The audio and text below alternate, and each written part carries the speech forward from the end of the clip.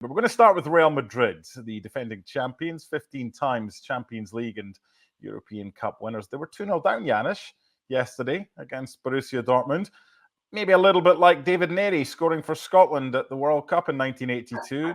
Did it just get Dortmund angry like it did the Brazilians at that World Cup? Or is there more to this right now? And is it a continuation of a consistently inconsistent season from Los Blancos? Yeah, I think it's more of the same, right? It felt like remontada number 100. I mean, when Dortmund were up, I'm sure you asked yourself a question, and maybe the viewers as well. Is it the time now that they're not going to be able to use the crowd and come back at home, right? Because they've done it so many times, and that's something that's psychology. We often talk about it, Mark. What's psychology? I can never put my I can never figure it out exactly how to answer that, but that's just that the know-how, the quality of, first and foremost, it's quality. For as long as you have those players, there's going to come a time where you're going to come under pressure, and that happened before halftime already, right? I mean, there are a number of chances there that Real Madrid had. So unless you have 3 or 4-0, you can never say never with Real Madrid. It's quite incredible. They've done it. They know how to do it. They're going to do it again. And at this stage right now, inconsistency, I don't know if I call it that, Mark. I think they're just putting this new team together with Kylian Mbappe. They're trying to find a way to figure this out, and comes, March, April, they usually get it done. And that's the point. I mean, perfect segue into Jude Bellingham. Now, last season, to begin the campaign, he just couldn't stop scoring. Well, look at the comparison. Now, I know he's had plantar fasciitis and he's had 1 or 2 issues with injury this season, but he's playing in a different role. Last year, there was Rodrigo, there was Vinny, and there was a space in the middle. One was coming from one side, one was coming from the other. Jude was just arriving late in the box, scoring goals. Now Mbappe's here. Now, I feel, personally, having commentated on the game at the weekend and a number of Real Madrid games this season, it's a different role. That's not a personal thought. That is what Bellingham is doing now. But I feel that he's being harshly treated by the journalists. They basically said last year it was arms outstretched in a claim. This year it's just been arms folded because he's been in the half.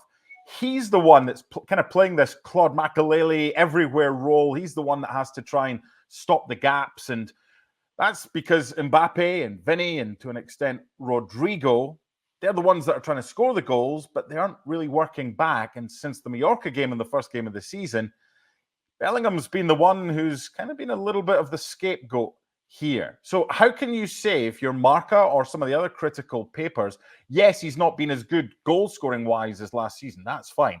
But to give him a 1-star performance at the weekend when he's playing a totally different role, is he being unfairly picked out for stick? Absolutely. What were they thinking? First and foremost, if they thought that he could play in that role, let's just establish this. Last season, the same Marca writers thought that he was going to be having that sort of a season, walk into the biggest club in the world, play in a position, by the way, that position that he hasn't played before. And, sometimes things happen. Did they actually think that, okay, let's keep that. Let's forget Mbappe. Let's not get anybody. Let's continue the way we do it. And do we actually think that Bellingham was going to have now, another 10 goals on top of what he had last year? Probably not. Second, obviously, he's a young player. Whirlwind last season. We saw European Championship. We know he carried an injury, right, with his shoulder. And obviously, this wasn't going to be easy to come back and play at the level that he played last year. Even Vinny Jr.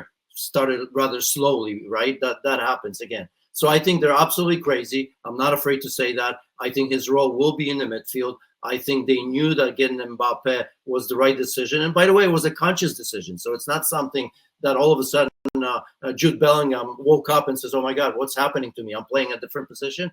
Position, by the way, that he can play anywhere in that midfield or behind. And there's going to be times where he's going to play in his old position. So, look at them right now. Not bad in the Champions League, not bad in the league. El Clasico coming up. Maybe not at their best, but this is not the time that you have to be absolutely at your best. Has recent history, Janusz, over the past 10 years told us it's impossible for the top teams to play 3 stars and have every single one of them shining at the same time? Because PSG haven't managed it over the last. You go back to Barca in 2014-15. You got Messi, you got Suarez, you got Neymar. It was always 2 stars plus a supporting cast. It's not easy, is it? No, it's not. But I think you always go on the assumption that you're not going to go through the season with all 3 stars there, Sure. right? I mean, that's the depth. That's Real Madrid. They're going to be going for all the competitions. We all know what Champions League means for them. So I think, it's a problem if everybody goes through the season healthy and that puzzle doesn't work. And we see it that from time to time it doesn't. In the first half yesterday, I'm sure everybody was saying, well, Mbappe and Vinny can't play together. Well, in the second half, they weren't saying that. There wasn't much tactical difference, if any, at all, right? I mean, they interchange. They sometimes stood together. Sometimes I saw Bellingham together pressing on with Mbappe as well, even though he was in that midfield. First half yesterday, Luka Modric said it perfectly, and you could see it everywhere. Why was Real Madrid at home so low defensively? Why wasn't there high press? And that changed in the second half because they've talked about it. That, to me, is a bigger issue, the consistency to press high, right? Because remember, and I know you remember well because you've commentated so many of their games. I mean, Karim Benzema, if nothing else, forget the scoring goals, but he knew how to high press. He knew how to get back and recover the ball. I mean, he was an all-around star for Real Madrid, whereas Kylian Mbappe is kind of not of that ilk, right? As well. I think Jude Bellingham can do that, so they have to find a way of maybe using him to press and then drop off. So that to me is a bigger issue. I think they'll get it done when it matters. Yeah, they will. It's something new, and with anything that's new, it takes time, or it can take time. By the way, good article by Alex Kirkland about Real Madrid, and not their struggles right now, because, look, they've just won 5-2 in the Champions League, 1 blemish at Lille. They're in the thick of it in La Liga, just 3 points behind Barcelona. Check out Alex's article at ESPN.com about Real Madrid. Now, I've teased the Clasico. It's home advantage. So these are the odds for Real Madrid and Barcelona this weekend. And I don't think it's a surprise that despite Barca being top of the table, 3 points clear, because the game is in the Spanish capital, that Real Madrid are favourites. Did these odds surprise you, how maybe weighted they are in favour of Real Madrid or against Barcelona? Are we finding any value here, Janusz, based on what you think is going to happen compared to what the odds makers think? Yeah, you know me well enough that I don't look at these because I don't understand them very well. Perhaps that's a good thing for me, right? That I don't get that all, and I don't get involved. I look at from game to game. It's going to be massive. It's not going to change absolutely anything. You see where Real Madrid are. They're not that far away. I think what changes this is, let's see what happens today when Barcelona plays Bayern Munich. That's a massive one. Real Madrid, I'm not even talking about the extra day, although you can make a case. Yes, it was a difficult game at home against Borussia Dortmund. So Real Madrid have expended energy as well. But this is a massive one as well for Barcelona, isn't it?